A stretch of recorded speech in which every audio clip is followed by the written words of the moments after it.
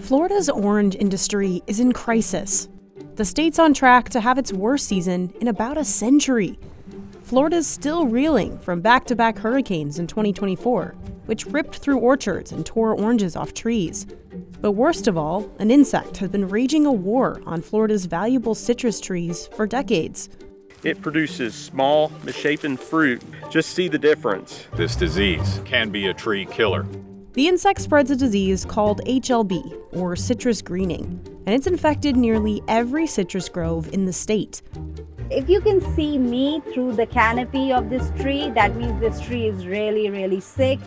The oranges are still edible. The problem is that citrus greening has slashed Florida's production by over 90%. It's cost the state tens of billions of dollars and driven many growers out of the industry. You should go back in your mind 15 years to what this place once was. As a collection of varieties, this was full of beautiful green trees. We've had freezes, hurricanes, but citrus greening has definitely been the most challenging issue we faced in my career. This group of scientists is racing to find a cure, armed with some unique weapons. We will have to live with the infected trees and just make the most out of them. So how did Florida's behemoth of an orange industry turn sour? And can scientists give it a fighting chance? Larry's a fifth-generation farmer in Fort Meade, Florida. We've been growing citrus in my family since the 1850s. When I first started in the industry, citrus occupied over 900,000 acres in the state of Florida. In fact, some years we had too much fruit and market prices were depressed. Just 15 years ago, his family packed 1 million orange cartons a year, mostly Valencia oranges, the big, sweet, juicy kind. You planted a grove expecting that to last for multiple generations. The first case of citrus greening was reported in China back in 1919. It quickly spread across the continent, devastating citrus groves in India and Saudi Arabia as well. No one knows exactly how the Asian citrus psyllid made it to Florida, but in 1998, it showed up on an orange jasmine plant in a backyard in Palm Beach County. And it quickly spread throughout the state on infected rootstocks. But it would take another 7 years before Florida's orange trees showed signs of greening. It spreads throughout the state before you even know it's present. And in 2005, Larry found his first infected tree. It was a real challenge and an eye-opening for us. We knew what a threat it could be to our operation, and we were fearful there were more infected trees that just had not been detected. At first, Larry tried removing all the sick trees, but the insect moved faster, soon infecting too many to control. When a psyllid munches on a citrus tree, it leaves behind the bacteria that causes greening, here in the vascular tissue. The bacteria replicates and blocks this important highway for moving nutrients. Underground, the root systems thin and die out.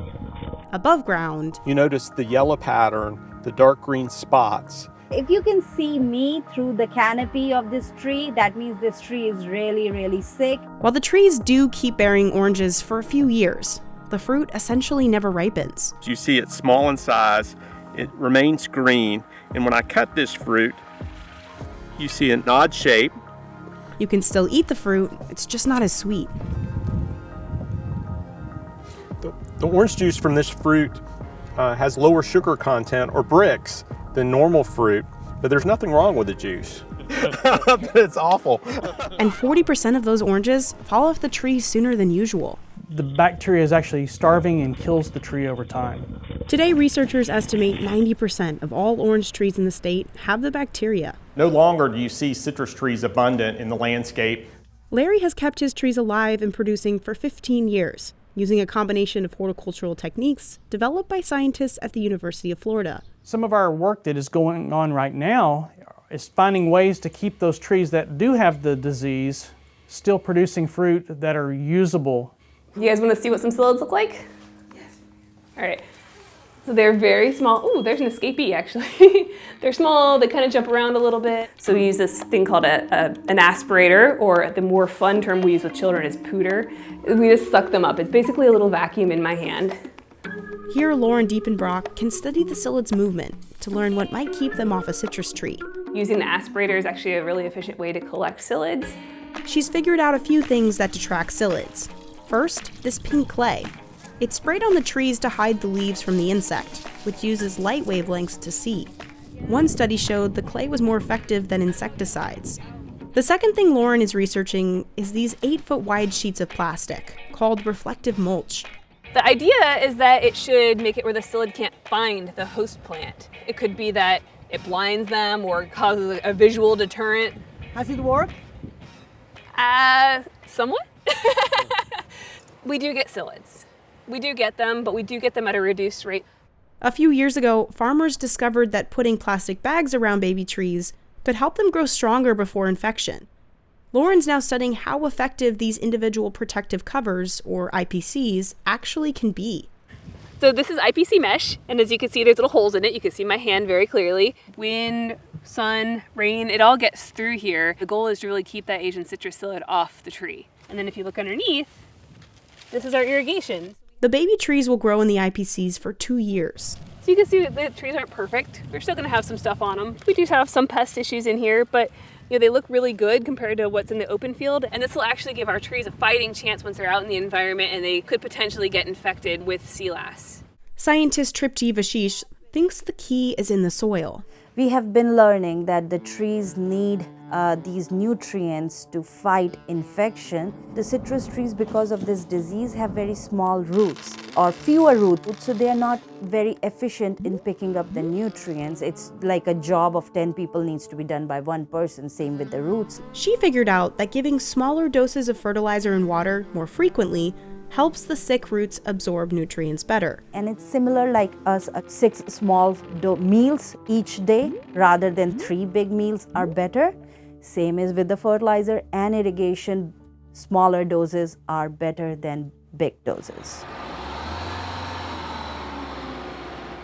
Larry uses fertilizer custom designed for his trees. He's also planting more young ones. One of our strategies for dealing with greening is to plant the groves at higher densities. We're planting 300 trees per acre compared to 140 to 150 trees per acre before we were dealing with the disease.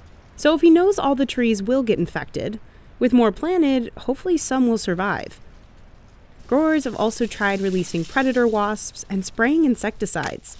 While there's no silver bullet, in combination, these short-term solutions have sort of worked. You can slow down the decline. We've been battling citrus greening for 15 years, and while the industry's not thriving, we're definitely surviving. But the problem is, all these approaches tack on an extra $600 per acre onto production costs for growers. Our revenues are down by more than half on an individual grove basis. Growers are losing money. And many couldn't swallow the losses. By early 2022, half of Florida's orange growers had left the industry. So while he waits for a long-term solution, Larry's taking the hit so he can keep harvesting the same way his family always has. Workers quickly pick the oranges and drop them into bags. Once they've got a good batch, pickers dump them into baskets in the grove.